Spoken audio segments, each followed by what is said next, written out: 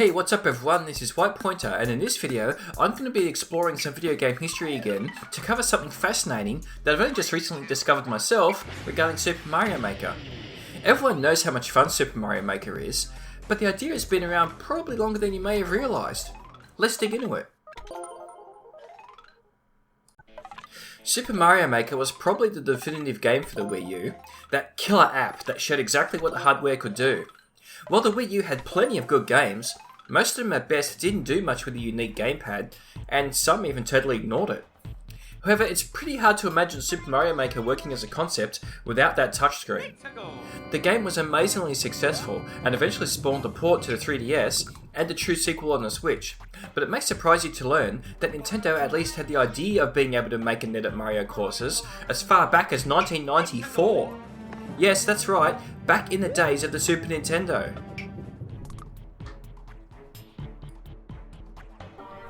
This is through a patent they filed in 1994 for what they called a video game/video graphics program editing apparatus with program halt and data transfer features.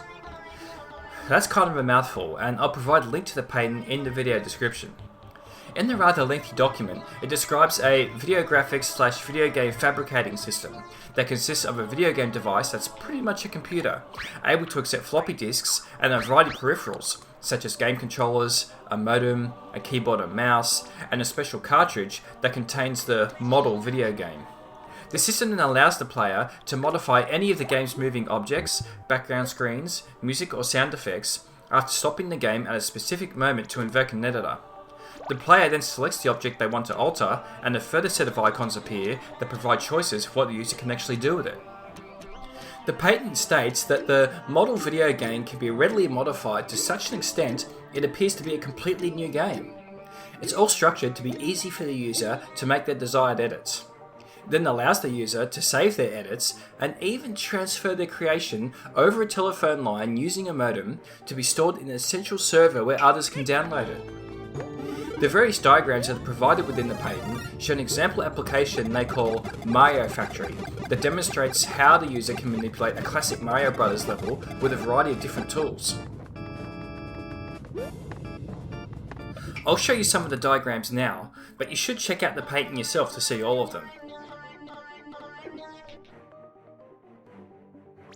It's hard to imagine something like this working with Super Nintendo games, but this is the time period we're looking at.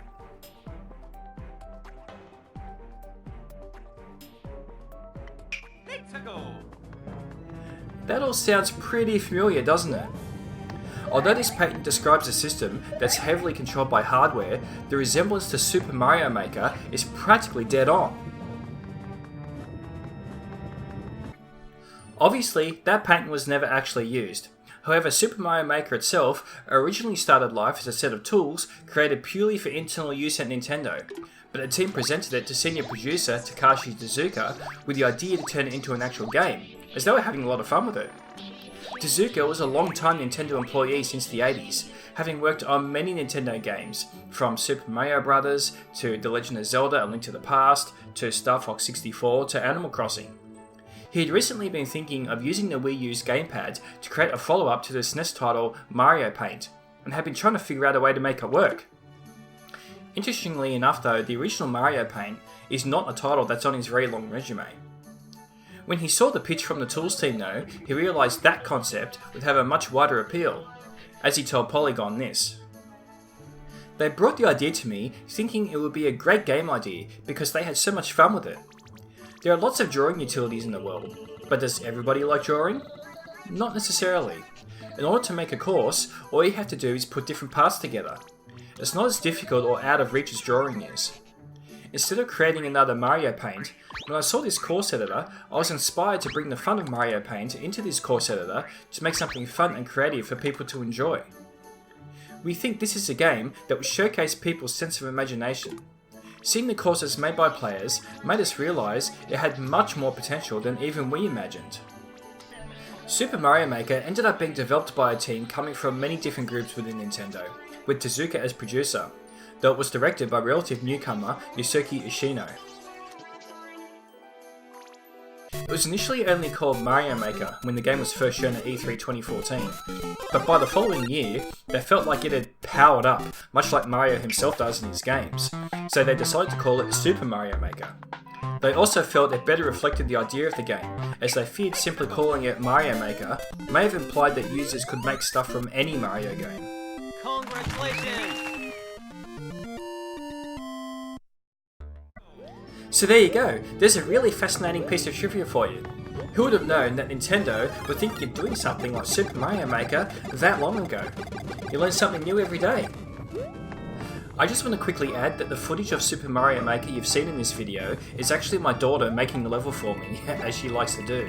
So I'm finishing this video off by playing her level, so you guys can see the whole thing. I hope you enjoy it.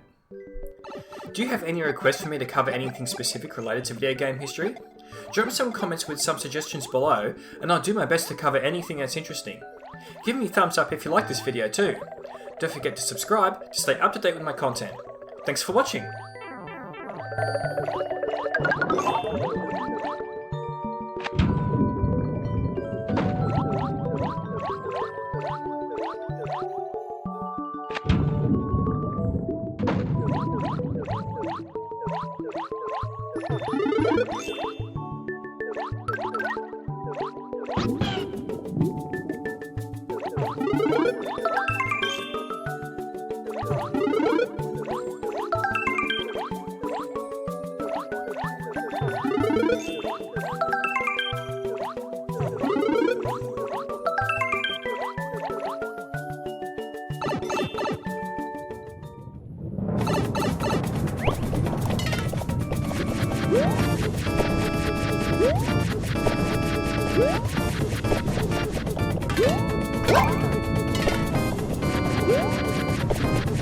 Woo!